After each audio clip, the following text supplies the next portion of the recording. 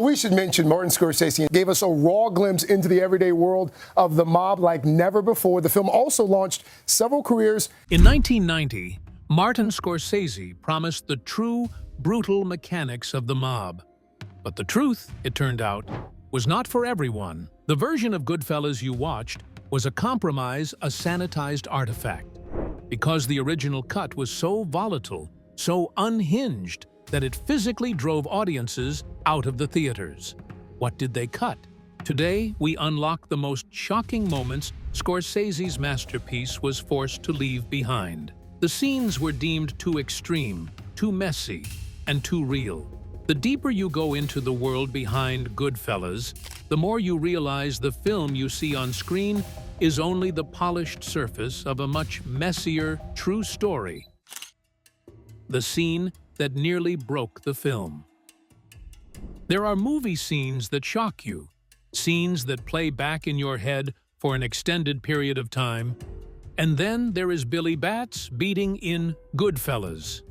Even in its final form, the version everyone knows is still hard to watch. What most people don't realize is that the scene we see today is actually the toned-down version. The one Martin Scorsese trimmed so audiences wouldn't flee the theater. The craziest part of it all was that this scene wasn't some Hollywood invention. It was pulled straight from real mob history. It was based on the brutal murder of Gambino associate William "Billy" Batts Bent Vina. And even though the movie toned it down, the brutality came directly from the real-life hit. When Scorsese first assembled the scene, editors revealed that the original cut showed Joe Pesci's Tommy DeVito stabbing Billy Batts 7 times. According to Far Out magazine, insiders said the uncut footage was almost impossible to watch. And during early test screenings, people literally stood up and walked out. Some ran for the exits before the scene even reached the halfway mark. And Scorsese realized he had to make changes to allow the movie to be watchable. The brutality might have been true to mob life, but on screen, it was simply too much.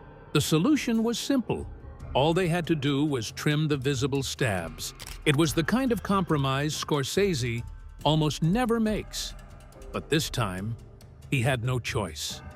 Over the years, he admitted the whole process became a nightmare, with each test screening turning into a battle just to keep the film from losing viewers. Goodfellas was supposed to pull people into the ride, not throw them off before the first big drop.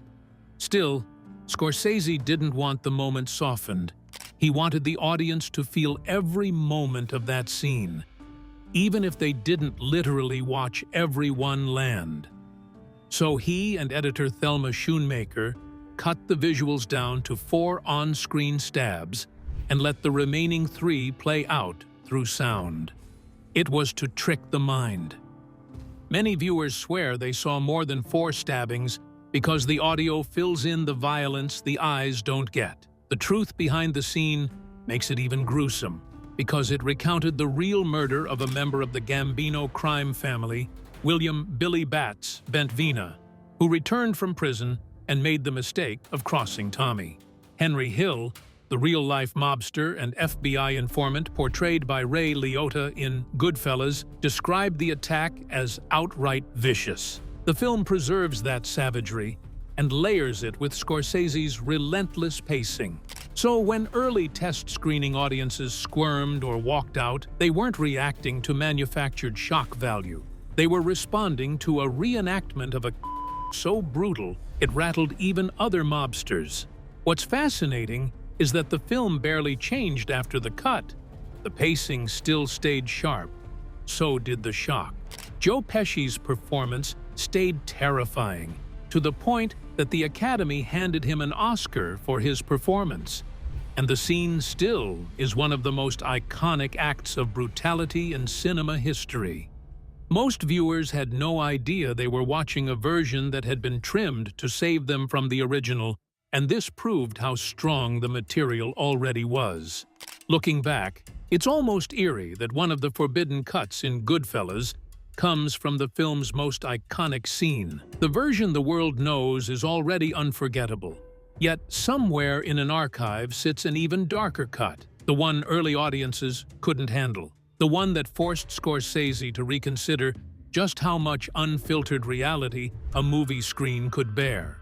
And that's what makes the Billy Bats massacre stand out, because it's not just a moment of violence, it's a piece of mob history that pushed filmmaking to its limit. The Billy Bats scene nearly broke Goodfellas, but it wasn't the only moment shrouded in myth. Beyond the cuts Scorsese made are scenes fans swear existed, even if they never did. Hollywood rumors. Scenes you thought existed. If there's one thing Hollywood does better than anything, it's creating illusions, and not the kind with CGI or stunt doubles. Hollywood has a way of creating illusions fans build in their own heads. Goodfellas is one of those movies that carries this kind of lore. The film is already legendary, so it makes sense that fans imagine there is an entire secret layer sitting just outside the official cut. Every year, these stories grow bigger and are passed around like bootleg tapes. You think you're hearing a deleted scene, but you're actually listening to someone's cousin's roommate who swears they saw something wild in 1992. This is how myths are born. Tommy was notorious for his explosive temper and his extreme impulsiveness, traits that ultimately played a huge role in his own downfall. One of the most pivotal moments in Tommy's arc in Goodfellas occurs during the shocking scene in which he ended the life of Spider, played by Michael Imperioli. Spider was a minor character, a young man who only appeared twice in the film. Yet those brief appearances were enough to leave a lasting impression. He served drinks for the mob crew during their card games, a seemingly mundane task that would tragically reveal the darker side of Tommy's personality. On one particular night, while Spider was bartending, he forgot to bring Tommy's drink, an oversight that did not sit well with Tommy. What started as a small argument quickly escalated, fueled by Tommy's short fuse and his sensitivity to disrespect. The laughter of the other crew members only made things worse, pushing Tommy over the edge until he shot Spider in the foot, leaving the young man injured and humiliated. Later, Spider returned to serve drinks once more, still tending to the crew despite his injury. Tommy, unable to resist taunting Spider about the cast on his foot, pushed him too far. Frustrated, Spider snapped and told Tommy to back off. When Jimmy praised Spider for standing up to him, Tommy lost control and reacted violently, attacking Spider in a scene that shows just how dangerous his temper and impulsive nature could be. Years after Goodfellas was released, Michael Imperioli, without meaning to, added fuel to the rumor of him having a cut scene in the movie. He mentioned having a small speaking line in another scene that didn't make the final cut. While he never suggested it had anything to do with his character's death, nor was it a secret sequence, fans latched onto the phrase "cut line" and imagined something much larger. Before long, online chatter convinced many that a longer Spider scene was hidden away, or that Imperioli had a major unscreened moment.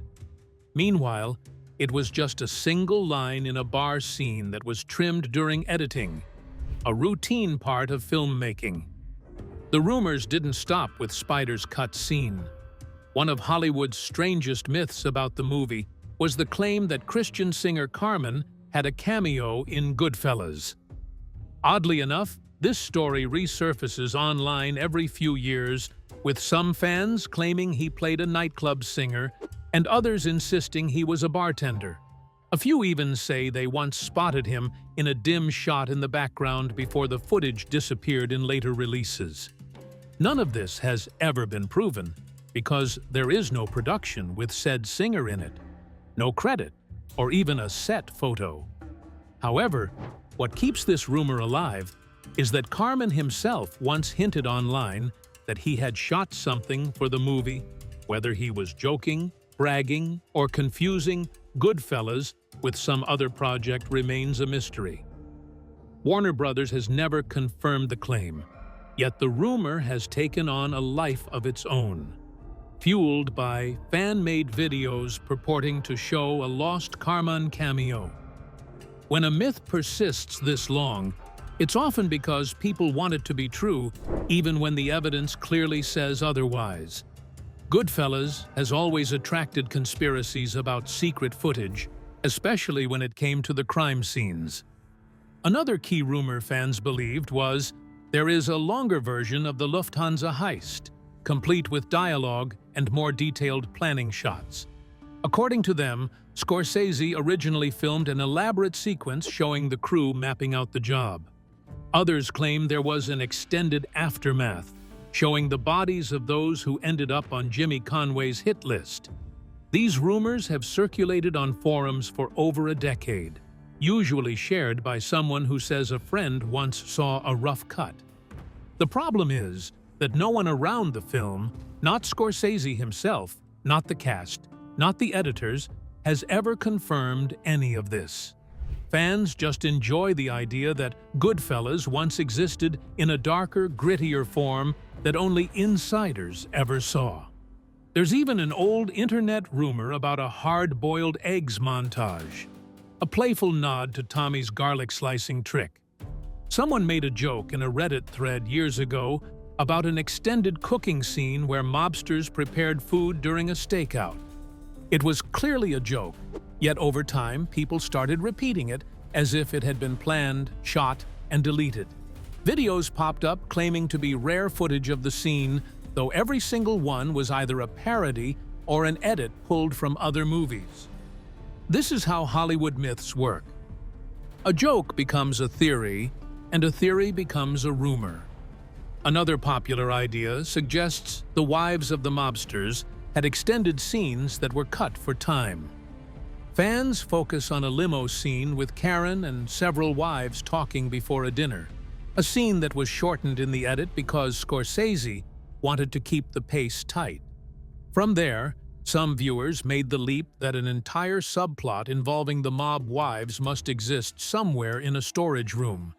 They talk as if the film lost 10 minutes of juicy domestic drama, but again, no evidence supports it. What we do know is that Goodfellas was edited with precision. Scorsese removed anything that slowed the rhythm, and that included long scenes of casual conversation. The wives weren't part of a scrapped storyline.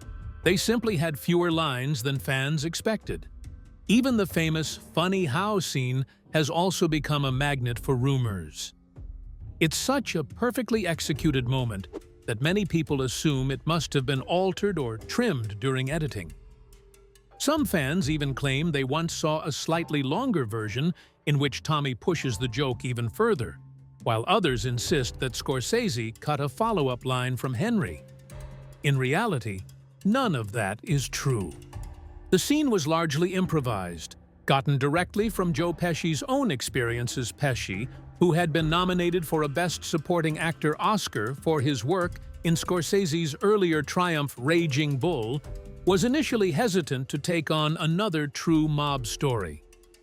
According to Scorsese, in the documentary A Letter to Elia, he convinced Pesci by agreeing to shoot one scene exactly as Pesci had experienced it. "I asked Joe Pesci to be in the movie, and he didn't want to be in it," Scorsese explains, but eventually he said, "I'll be in it if you do this one scene with me." And he acted out the scene. I said, "That's terrific, because it actually happened to him." I said, "I know exactly where to put it, so it's not in the script, but I knew where to put it." This scene, of course, is the funny how moment, where Ray Liotta's Henry Hill and the rest of the crew are listening to Pesci's Tommy tell a coarse, bravado-filled story, only for Tommy to throw everyone off by pretending to be offended when called funny. The improvisation and authenticity of the performance were so strong that Scorsese kept it almost exactly as it played out on set, refusing to trim a single beat. It remains one of the few moments in Goodfellas that was never altered in post-production. Yet the rumor persists, fueled by fans' fascination with the idea that there might be even more brilliance hiding somewhere, waiting to be uncovered. A lot of these myths often grow from the nature of film culture online. People want their favorite movies to have secret layers. They want to believe they stumbled onto something rare because it's fun to picture hidden reels sitting in dusty archives. There's also nostalgia at play.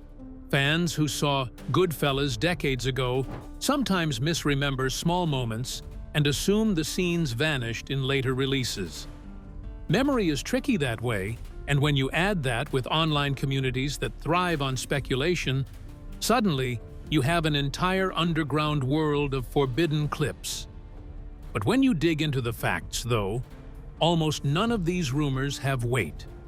The only confirmed trims from the film are the small ones Scorsese admitted to for pacing. Imperioli's cut crowd line, a shorter wives scene, a couple of transitions tightened up were all standard editing decisions. What remains are stories fans tell each other, which are mostly harmless and fun. However, some stir up real debates. A few grow into full-blown myths with fake screenshots and elaborate timelines. It shows how powerful a movie like Goodfellas is. When a film hits people that deeply, they start imagining more of it. That's part of the magic. Movies don't end at the credits. They stick with us. They spark curiosity. They make us wonder what else could have been. Goodfellas is the kind of film people want more of, even if that more exists only in rumor form. That's why these myths survive. Not because they're true, but because people enjoy believing they might be. It's the thrill of the hidden cut, the idea that there's always another story tucked in the shadows. So whenever you hear someone swear they saw a club scene with Carmen, or claim Tommy once cursed out Spider before pulling the trigger, or insist there's a 15-minute version of the Lufthansa heist sitting somewhere in a warehouse, take a breath. Remember that Hollywood runs on stories. Some end up on screen, some never existed, and some only live because fans keep imagining them. Rumors keep movies alive long after they're made. Goodfellas has a whole library of them, and in a funny way, those myths say as much about the movie's impact as the film itself. We build legends around the stories that hit us hardest. And once a legend takes hold, people start seeing scenes that were never there in the first place. Hollywood whispers are full of false memories. Scenes fans swear they saw but never existed. Yet beneath the myths lie hidden truths, real stories, the movie left on the cutting room floor. What the movie didn't show. The real stories hiding between the cuts. Goodfellas feels so seamless that you'd never guess how much was left on the cutting room floor. The film moves with such speed and confidence that you assume every detail was always meant to be there. However, behind that polished final cut, there are moments, scandals, and real-life twists. Scorsese either trimmed, softened, or skipped altogether. If you read the book Wise Guy or listen to the people who lived parts of this story, you start to see the invisible version of Goodfellas, the one that existed before the edits. And the first thing that jumps out is the part of Karen Hill's story the film avoids almost entirely. According to Henry Hill's own accounts, and Nicholas Pileggi, who wrote the Goodfellas screenplay, Karen Friedman Hill didn't just flirt with the Vario family, she carried on an affair with Paul Vario while Henry was behind bars. The allegation appears in both Hill's memoir and Pileggi's reporting that inspired the film's sources described the relationship as far more than a passing fling, as Vario, the powerful capo overseeing Henry's crew, took a personal interest in Karen during Henry's imprisonment. This intimacy altered the crew's internal dynamics when Henry returned, with some accounts suggesting that the resulting tension and rumors contributed to the violent fallout involving Tommy DeSimone and the notorious Billy Batts murder. Scorsese's film, however, largely avoids showing the affair directly. Instead, He conveys the dynamic through subtle, suggestive moments such as private visits between Karen and Paulie Cicero, scenes where he listens and offers comfort, and interactions that hint at a special closeness without ever spelling out an illicit relationship. Critics and film analysts note that these understated cues replace the fuller backstory detailed in the books. The bigger question is, why was it left out? And the major reason was filmmaking considerations. Pileggi, Hill, and later commentators explained that Scorsese and editor Thelma Schoonmaker feared that including an explicit affair subplot would broaden the story too much and disrupt the film's tight, relentless pacing, particularly Henry's narrative arc. By relying on suggestion rather than a full parallel storyline, Scorsese kept the movie focused, while leaving the more complex real-life threads safely buried in the source material. However, not every scene at risk of being cut was because it had a deeper meaning or because it was violent. Some were simply too memorable to lose, even if the studio worried they slowed the film. One such moment is the dinner at Tommy's mother's house, which was equal parts domestic comedy and grim aftershock. The scene was largely improvised, and it features Martin Scorsese's real mother, Catherine Scorsese, who brings effortless authenticity to every gesture. Scorsese later explained that he merely told her to welcome her son home, and she filled in the rest. From the chatter to the midnight cooking and offhand fussing that make the scene feel completely lived in. The cinematic brilliance lies in the contrast, because while the men hide a bloody body in the trunk, Tommy's mother fusses over food and family photos, a warmth that renders the surrounding violence shockingly ordinary. This tonal collision is why Scorsese fought to keep the sequence. Apparently, studio executives flagged it as a pacing problem and urged cuts, fearing the lull would interrupt the film's momentum. But preview audiences reacted the opposite way. They loved the scene, discussed it afterward, and its warmth only heightened the horror of the crimes that frame it. The studio ultimately abandoned any cuts, preserving a now iconic moment in cinema history. Beyond performance anecdotes, the dinner scene also reveals something structural about Scorsese's approach. He trusted contrast over explicit moralizing. By letting Catherine Scorsese be a mother on camera, he gave viewers a short, unforgettable window into the world the characters inhabited, where home-cooked meals and murder coexisted without melodrama. It's one of the warmest scenes in the movie, and it lands right between two of the most brutal moments. Many people don't realize that the woman cooking and talking and fussing over the men is Martin Scorsese's real mother, Catherine Scorsese. She was a natural on camera, so completely herself that she steals the scene without trying. But that warmth doesn't last. Goodfellas snaps back to violence without warning, reminding us that in Scorsese's world, comfort is temporary and danger always waits just off screen, ready to strike.